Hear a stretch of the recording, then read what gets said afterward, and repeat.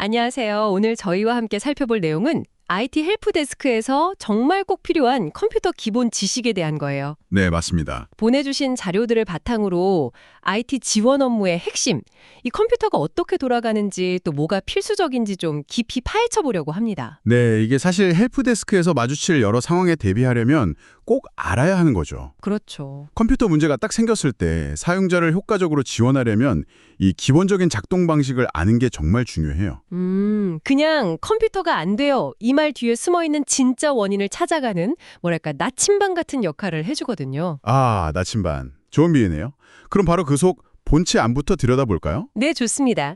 자료를 보니까 컴퓨터의 두뇌 역할을 하는 CPU, 그리고 작업대 같은 램, 또 문서나 사진 저장하는 HDD나 SSD 같은 저장 장치, 이런 걸 핵심 부품으로 꼽더라고요. 네, 핵심이죠. 물론 이제 이것들을 다 연결하는 메인보드, 화면 보여주는 그래픽 카드도 당연히 중요하고요. 빼놓을 수 없죠. 키보드, 마우스 같은 입력 장치랑 모니터, 프린터 같은 출력 장치도 기본 중에 기본이고요. 맞습니다.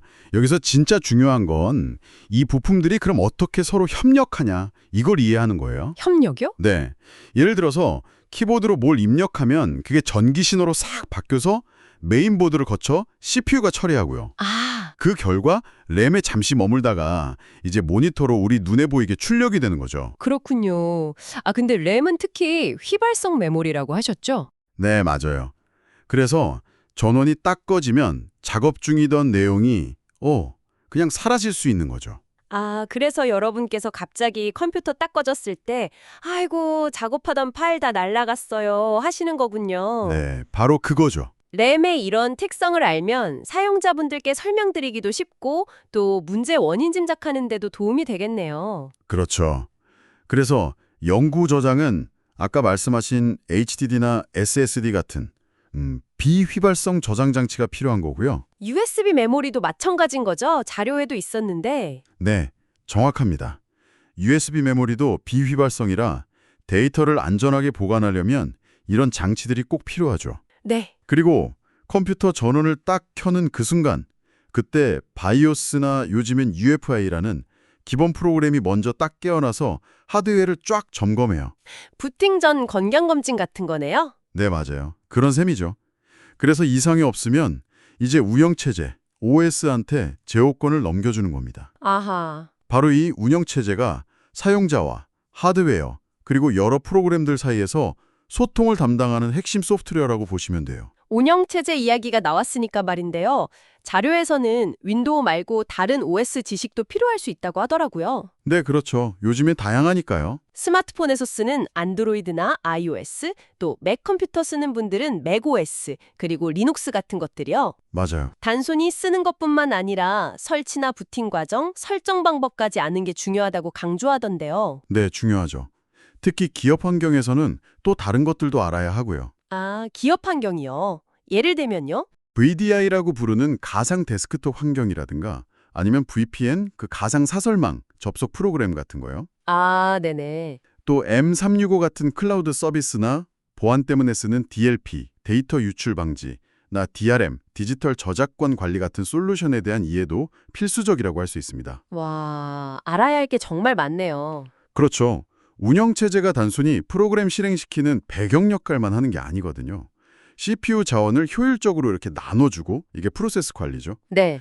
또 램 관리하고, 이게 메모리 관리, 그리고 디스크나 키보드, 마우스 같은 장치들을 다 제어하는 뭐랄까 총괄 지휘자 같은 역할을 해요. 총괄 지휘자. 네, 우리가 흔히 보는 그 아이콘이랑 창 형태의 그래픽 사용자 인터페이스, GUI 있잖아요. 네, GUI. 그걸 제공해서 쓰기 편하게 해주는 동시에 기본적인 보안 기능도 담당하고요. 아, 윈도우의 설정이나 제어판, 작업 관리자 같은 GUI 도구들은 저도 자주 쓰는데 익숙하죠. 네, 대부분 그걸로 하죠.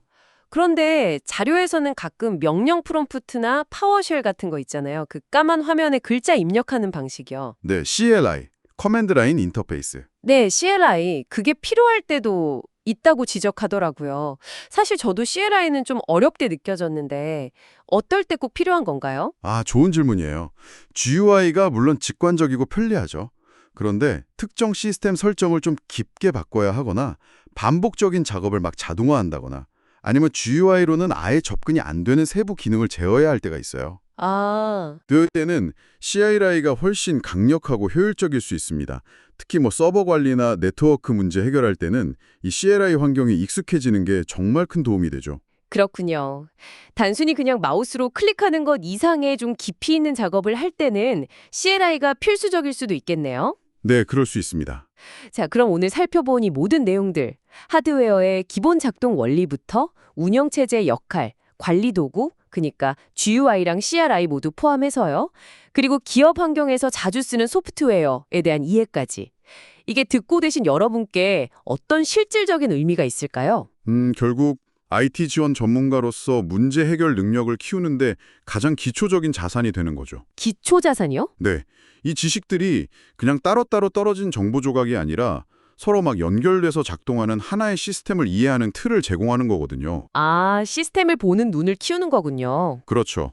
그래서 컴퓨터가 느려요 같이 좀 막연한 문제가 들어와도 이게 하드웨어 문제일까? 아니면 OS 설정 문제일까? 혹시 특정 소프트웨어 충돌인가? 이렇게 좀 더 체계적으로 접근해서 원인을 찾아낼 수 있게 되는 거예요. 네네. 물론 자료에서 언급된 것처럼 서버나 네트워크, 보안처럼 더 깊이 파고들어야 할 분야도 많지만 이 기초가 정말 단단해야 합니다. 맞습니다. 기초가 중요하죠. 마지막으로요. 오늘 나눈 이야기에서 한 걸음 더 나아가서 생각해 볼 질문을 하나 던져보겠습니다. 네, 아까 자료에서 DLP나 DRM 같은 기업용 보안 솔루션 이야기가 나왔잖아요. 이런 프로그램들은 운영체제나 하드웨어의 기본적인 작동 방식이랑 굉장히 밀접하게 상호작용할 것 같거든요. 네, 아주 밀접하죠. 이 상호작용의 메커니즘을 깊이 이해한다면 예를 들어 보안 프로그램 때문에 특정 기능이 안 돼요 같은 사용자 문제를 해결할 때 우리의 접근 방식이 어떻게 달라질 수 있을지 한번 고민해보는 것도 꽤 흥미로운 탐구가 될 것 같습니다. 오, 아주 좋은 지적입니다. 그 부분을 깊게 파보는 것도 정말 의미 있겠네요.